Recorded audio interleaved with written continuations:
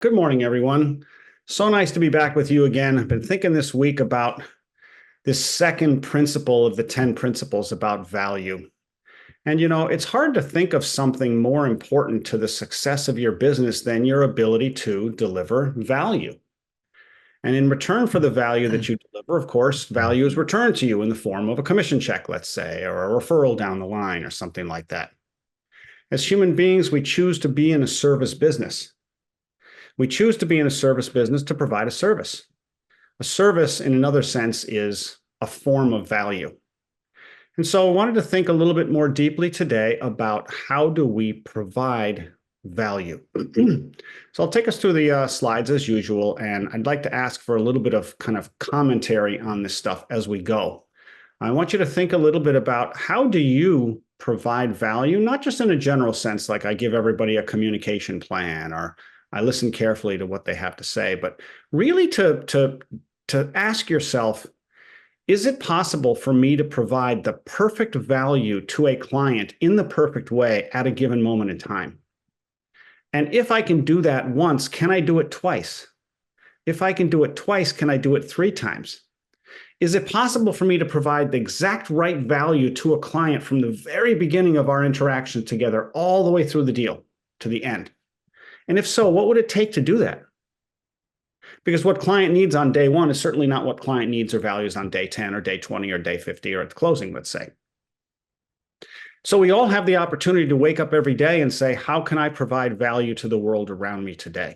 And in doing that, there's, of course, a few things that we need to think about. So that's what we're going to explore a little bit today. We're also going to talk a little bit about what is it that gets in the way of providing value. I want you to think a little bit about what is it that you might be doing or not doing that gets in the way or diminishes the value that you might be providing, which you might prefer to provide more of, but maybe there's something you're doing or not doing that's getting in the way of that happening. So let me pull this out. Okay. So let's start by looking at the principle itself. So as I said before, we're going to spend 2 sessions on each of the principles. Last time we introduced the principle around this topic of value. And here's what it was. Every touch point with a partner should be a contribution. In other words, it should provide value at that moment in time in the partner's terms. Now, I've talked before about connection and contribution. Once you've made connection, right? If you have no relationship or you haven't talked with somebody in quite a while, or maybe it's a brand new person, of course, you need to establish connection first. But once there's some kind of a connection there, then you can start providing value, right? Provide that kind of contribution. And so, of course, as time goes on, you can ask yourself, how can I provide contribution today? Because every single day is another day to have an opportunity to provide value. Are you aware of what your client needs or wants today? And do you have a strategy or an approach that might provide that? And remember, it has to be in that person's terms. This is where we sometimes get in our own way. We think, well, I've been doing this for so many years and I'm so successful and I've sold so many billions over the years in real estate. I'm awesome. But you know what? It doesn't matter how awesome you are. It's really, what have you done for me lately? Right? You have clients you'll see today or potential clients you'll see, or maybe some past clients that you can choose to engage with if you like. The question is, how are you providing value to them in terms that they say, yes, something has been given to me here that I think is important or significant to me in my life. And it's not enough for us to simply think we're good. It really is the beauty is in the eye of the beholder, not us. So what is it that might get in the way of delivering value in a way that your client might say, yes, I have been really contributed to here? Well, there's many things. I've just listed 5 here. Mistaking or not knowing what your client or prospect or past client cares about. This is, of course, something that stops us all the time. If we don't know what they value, how can we provide it? And of course, when we have a brand new client, it's obvious we don't really know. We have to get to know them. And so, of course, that's part of the process in the very early part of the game. We talk about the Med-C, for example, here at Chirag Shah Coaching, just ways to understand what it is that your client values.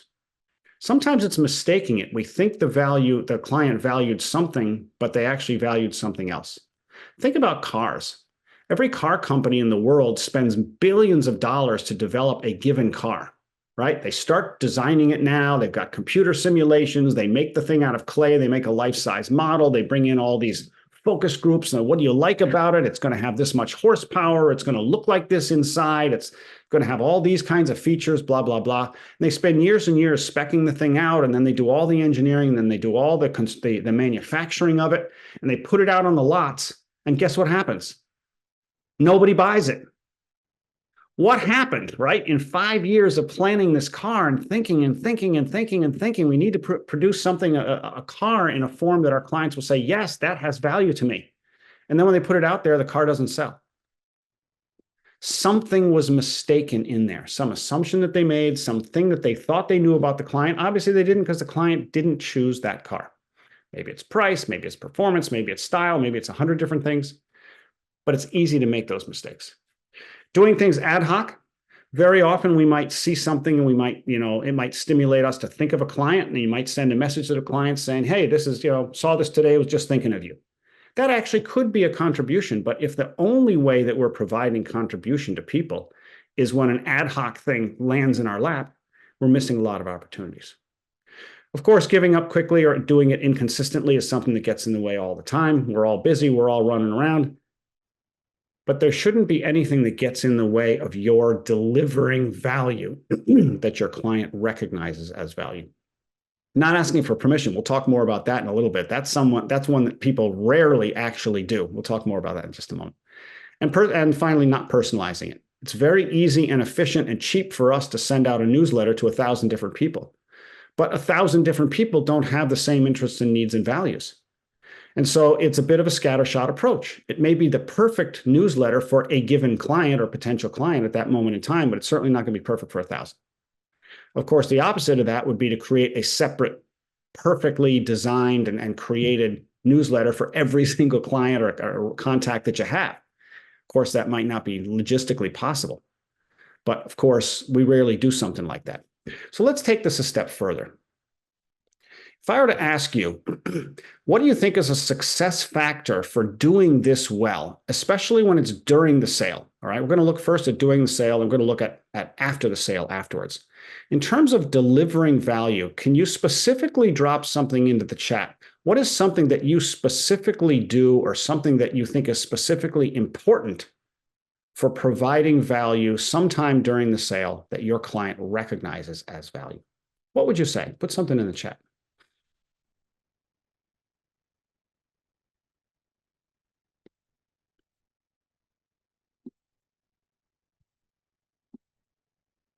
Consistent communication, got it. Constant and timely communication, that's correct. And of course, that's defined by the client, right? Right. This is why we have communication plans, because clients have different ways they might want to be communicated with. Stay ahead of the process so they're not reaching out with questions. Sure. I would ask the client what is important to them and then deliver. Absolutely. You have to understand what is important to the client.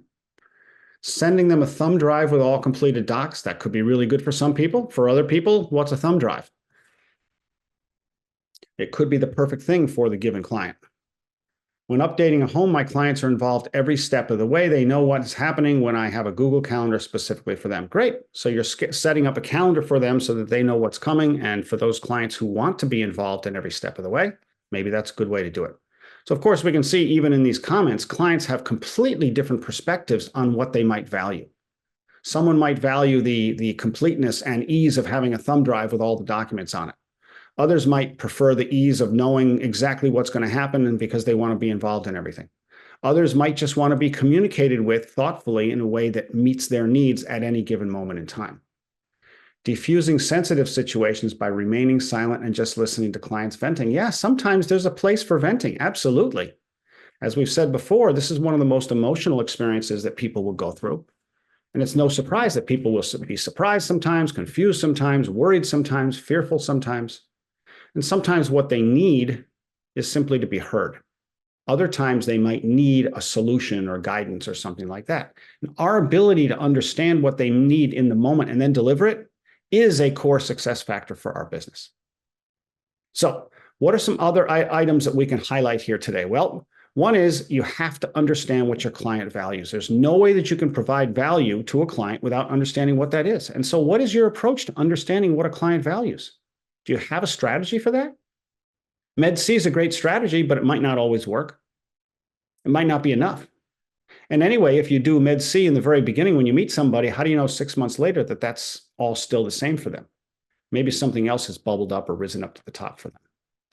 2, developing a strategy or a plan for delivering it. Do you have a strategy or a plan suited to that individual client to deliver the specific value that you already know that person wants and needs? Of course, this is why we have communication plans. This is why we have marketing plans. Those are specific approaches to providing the value that some people want. Some people want to understand exactly when they're going to hear from you. Great, we're going to put it in the communication plan. Here it is. I see it, I get it, great, I'm a happy client. Same with marketing plan. Here's what happens in 1 week, week 1, here's week 2, here's week 3, here's week 4. Got it. I have a need and I value understanding what the process is. So by you giving me that marketing plan, that helps me realize the value that I have at that particular moment. Some questions you can ask yourself when you're thinking about what your strategy or plan for delivering value is: what is the action I need to take? What's the gesture that I need to make? Is it a verbal conversation of some kind? Is it a tool or a resource like a marketing plan or a one-page communication plan? Is it something else? Is it I show up at my client's, kid's graduation, right? What is the gesture that shows the client that I care about what it is they value? How often would it be appropriate for me to do this gesture? Many of us, for example, after the deal, that's we'll talk about next, we'll send a congratulations on the anniversary of the closing of the home. Great, that might be appropriate. Is that the only appropriate way to think about it? Probably not. And how can I enhance and personalize it? How can I make something especially bespoke to the individual that I'm working with? For example, let's say that you decided that a client that you had already sold to and moved into town really liked restaurants. And that person wanted to go to restaurants, enjoyed restaurants. That person was a real foodie. And you decided that I'm going to send this person some information about restaurants.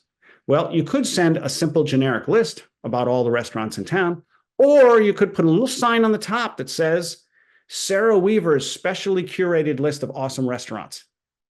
And just that little bit of personalization might enhance it in a way that increases the value in the client's eyes, because they know that you took enough time to think about it to curate it for them. Or maybe they told you they like Asian food, so you made sure you had every recommended Asian restaurant within 20 miles on your list is on that person's list, right? Often there are ways we can enhance or personalize it in a way that they value. Now, asking permission. Permission is when we actually specifically communicate to the person our interest in doing something, and we want to check with them that it's okay. Hey, Susan, I understand how busy you're going to be over the next 2 weeks. Instead of calling you, which has been our regular pattern, would it be helpful if I just texted you updates on the house and you can respond if you wish? Someone coming to a client who, when the client is facing an especially busy 2 weeks because he or she might be traveling or business thing or something like that, they would probably be very happy to think, you know what? My agent right now is thinking about what's going on in my life and is willing to make an adjustment in our previously agreed to communication pattern in a way that might meet my needs better and is giving me the opportunity to say yes or no thanks. We don't do this that often. I talk to a lot of agents, and not too many agents ask permission for something. But asking permission does two things. One, by bringing the topic up, you're proving to the other person that you are thinking about what their life is like right now and what works for them. And two, instead of just going in that direction and making an assumption, you're checking with them to be sure that their interpretation or assumption about what's happening in your life is valid. Because sometimes we may make a conclusion or an assumption about somebody else, and we go with it and we find out it was a misassumption. And while maybe it was nice for us to be thinking ahead, we still maybe were off the mark. So asking permission can be a powerful tool sometimes when the situation is right. Ask yourself daily, this is a really important thing. What does this client value, want, or need right now? And why? If you woke up every single morning and thought, every single client I'm going to interact with today, I've got an appointment at 10, I've got an appointment at 2:30, I'm going to call somebody at 4. Ask yourself when you wake up in the morning, what does this client value, want, or need right now? How clear am I about what that is? And do I know why that's important to that individual? If you have an answer to that question for each of those clients, your whole response, the whole experience that you create for that person in that interaction is tailored to what it is that they hold most important at that moment. Most of us, of course, just wake up and kind of fly by the seat of our pants, right? Oh, I got an appointment at 10, so I just show up at 10, and whatever the client gives to me at that moment, I'll deal with it. We don't have to do this for every single client, but we can certainly do it for the ones we know we're going to interact with on that particular day. What do we do when it's after the sale? After the sale creates a lot of different kind of situations compared to when we're in the relationship with a client every single day or every couple of days in the deal. But many of the principles are very similar. It's about consistently delivering value in a few specific ways. Number one, absolutely understand what your client values after the sale. Maybe the person is a foodie. Maybe now that they're in town, they do want to understand more about the restaurants that are there or the services or something like that. You need to check again what it is they value after the deal is over. And if you haven't talked to your client in a while, talk to them and find out what's big in their life right now. What's on their radar screen? Is it that their kid is graduating soon and they're so proud of this kid because he had some learning difficulties, but you know what? He's making it through high school and good for him. Or maybe they have a parent that they're dealing with, or maybe they're going to travel for the next 6 months and they're so excited to go to Europe for blah, blah, blah, right? All kinds of things you can understand about what's important in their life. You just need to find out. Second, same thing, develop a strategy or plan for delivering it. Same questions, very different strategy from when you've already, like when you're working on the deal with somebody. When you're past the deal and this is a client that you want to hold on to for the future, what is appropriate? How can I enhance it? Same questions, maybe very different answers, but perfectly okay approach, whether it's person in the deal or after the deal. Asking permission. Maybe this is a little different question. Hey, Susan, I know how much you love restaurants. Would it be helpful to you if I kept you up to date monthly or quarterly on any new restaurants in the area? 99% the person's going to say, yeah, thanks. I'd love that. That kind of a response tells you that your assumption about what they value is correct. You've just validated it for yourself. And so you know you're on the right track. And so you're creating an expectation in their mind, which you better be prepared to follow through on, right? You don't ask this question and then don't follow through, right? You have to think when you're planning, what is your gesture? How often is it appropriate? Those kinds of things you need to think ahead of time. Am I willing to commit to this? If you're not, then of course, maybe you don't bring it up. But if you do bring it up, the person says, yeah, that would be terrific. Then you're adding positive, definite value from time to time to that person. And it may not take that much. Now, you don't have to do this for every single client. You can just pick your most important ones or the ones that you enjoy working with the most and make sure that you're doing it with some. This is an important one, putting the plan into your calendar to execute. This is one that gets dropped off in so many agents' life. After the person goes out of their life, after the close, there's nothing in the calendar for that particular client. There's no poke to yourself to say, hey, I got to call this person and check in with them 30 days from today or 90 days from today or 180 days from today. And if you do say that you're going to send them an update on restaurants every quarter or something like that, you need to follow through impeccably. And so your plan has to go into your calendar. If it doesn't go into your calendar, it's not going to happen. There's an old saying, if it's not on your calendar, you're not committed to it. And guess what? That's what I see with a lot of folks. They say, yep, sure would be nice to deliver some value to these clients. I really want to stay connected to them. I really want to continue contributing to them because I hope they'll give me a referral a year down the line, a couple of years down the line. And then what happens? Nothing. We get busy on other stuff. And that carefully thought out strategy never comes to fruition. It's not executed impeccably. And you don't have to do all this stuff. If you have a partner or someone who works for you, they can do a lot of this stuff. Some of it anyway. It really depends on what your strategy is. And finally, keep an appropriate record. This is one more thing that many people forget. If you recommended a certain restaurant last month, don't recommend the same one this month, right? You need to keep some kind of appropriate record. If you're reaching out to a lot of clients, you need to make a notation somewhere in your CRM or someplace where you know the last time you reached out to that person. At least you put the date there. Because if you do this with a lot of people, I guarantee you're going to forget who you called when. And some people you're going to call like 2 weeks after you just called them maybe instead of 2 months because you can't remember. And so you want to keep some kind of an accurate record of how your process is progressing. Now, maybe that's you just make a list of your top 20 clients and you just put like a simple spreadsheet and you just write in the date that you contact them. If your strategy is just send them a text once in a while and say hello, that's okay. Nothing right or wrong with that. But write it down on a simple spreadsheet for yourself, just so you know when the last time you sent an email out was. And then when you send out that text or whatever it is, and you say, hey, hope all is good, I'll check in with you in a couple of months. 2 months later, put that into your calendar right there. And then when it pops up, you got it, right? It's a task for you for that day. You do the task, keep it in your record, then you know where you are, always. This is a huge miss that a lot of people never get to. So how can you live this week? Just start anyway. Choose 5 people that matter to you, 5 people that you would like to stay in touch with and deliver value on a regular basis to. Ask yourself, what does this person need or want right now? Understand what's happening in their life that they might care about, that you can address or serve in some way. Create a simple strategy for that, and then ask for permission. Hey, would it be useful for me? Would it be useful for you if I, shared with you X, Y, Z, or something like that? Would it be useful if I just reached out to you once in a while? Would it be useful to you if I kept you abreast of, what's happening in the market? So many easy ways to do it. You don't have to do it with everybody, but you can start with just a few. I suggest that you start with the ones that are important to you. Think about what it is they need. And if you don't know what they need, you have to find out, of course. Okay, so let me pull this down. Let's talk a little bit. Okay, so let me ask for anyone's thoughts about anything here or a challenge that you have around delivering this consistent value. Who has a comment or a question? Hey, David, this is Mary Murphy. Mary. Always great stuff on your your delivery here. Glad to hear that.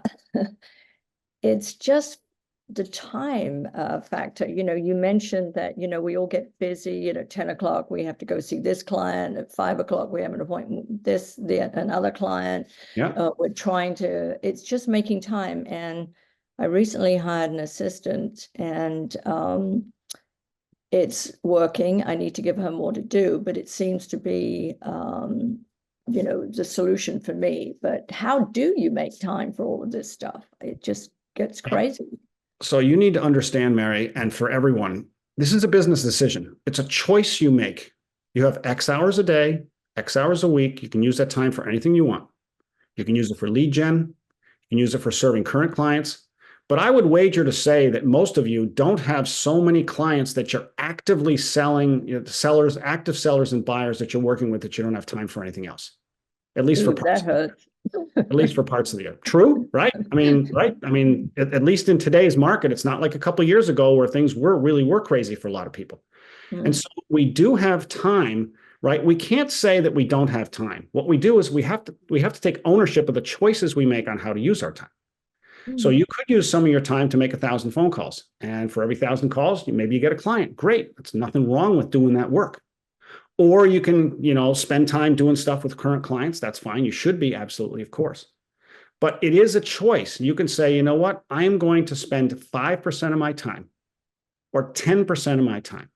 If you work 50 hours a week and you dedicate 10% of your time to connecting and contributing to either current clients or past clients or even potential clients, it's only 5 hours. It's 10% of your time. You still have 90% of your time to do other stuff. And I don't want to accept from any of you that 90% of your time to do other stuff is not enough time. Right? It's a choice for all of us. And so we have to own that we're making the choice. And this is where I see the gap in a lot of this stuff. Is the real hard part for so many of us is to develop a simple system that we actually follow through with long enough to create long-term value. You can ask yourself, how many referrals would I like to get from my past clients? How many do I actually get?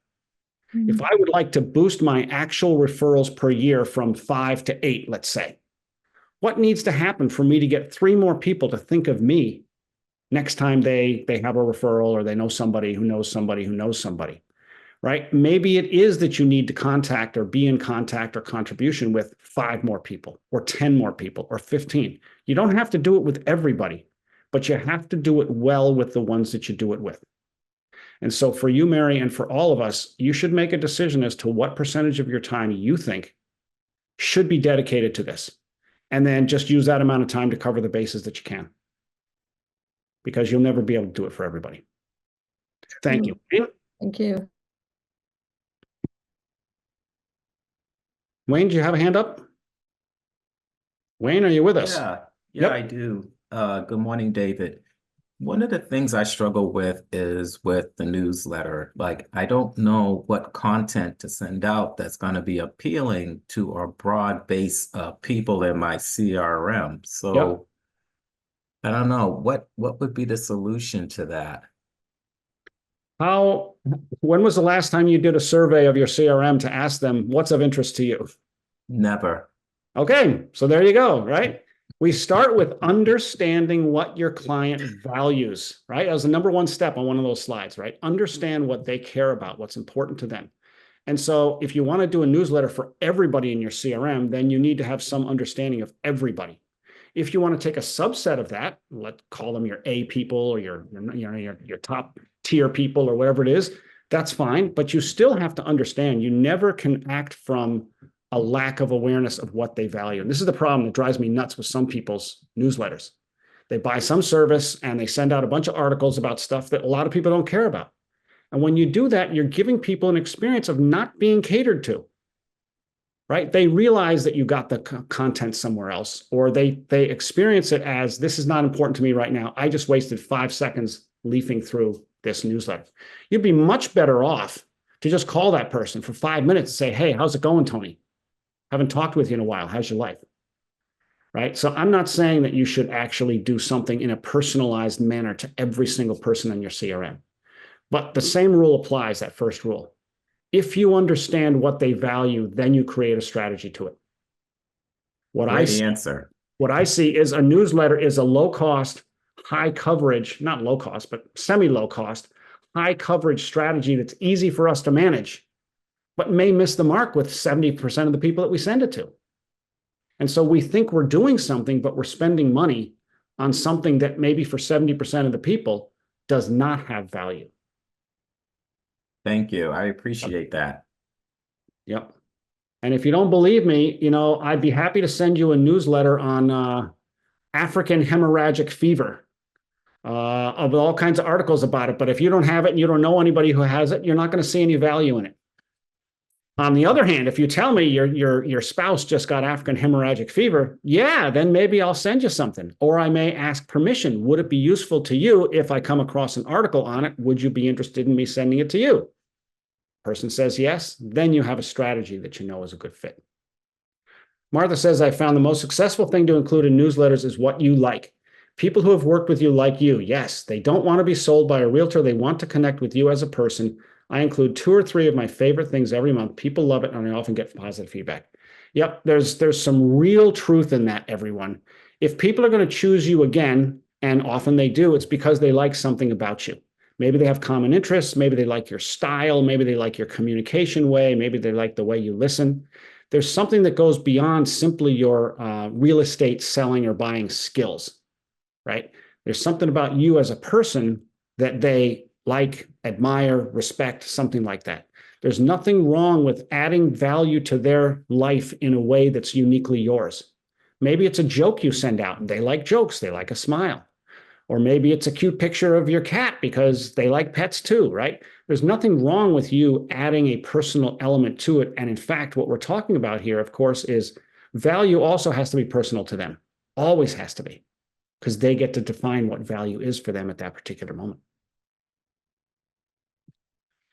So let me ask, who feels comfortable and capable to develop a highly carefully designed program to deliver value to at least 1 or 2 or 3 of your clients? 1, 2, 3, 4. I do now. Thank you, Donna. Great. So let me know if you get stuck in this process somewhere. We can all raise our game here, no doubt about it. We can all do this better, at least with a few clients. So if you get stuck somewhere, send me an email. I'm happy to chat with you a little bit about it. David at Chirag Shah Coaching. This is really, really important. Nothing will ever, ever supplant your ability to create an experience that your client says, this person contributed to me today. And the beautiful thing is, no matter what you did last week, last month, last year, or 10 years ago, you have a new opportunity today to deliver value to somebody. And if you just start with the people that you know you're going to interact with today and ask yourself, what does this person need or value or want right now? And how can I touch that and provide some kind of value in some way? You're going a long way to impressing them, to creating a wonderful experience that they'll always treasure, and they'll always be back for more. Last point, this is always the most motivating 30 minutes of my week. Thank you, David. Great. Thank you all. Delighted for everyone's attention to all of this. I'm happy to, be in these conversations with you. Next week, we're going to talk about success principle number 3. So good luck with all of this week, and look forward to seeing you again next week. Have a great time every day, everybody. Be well.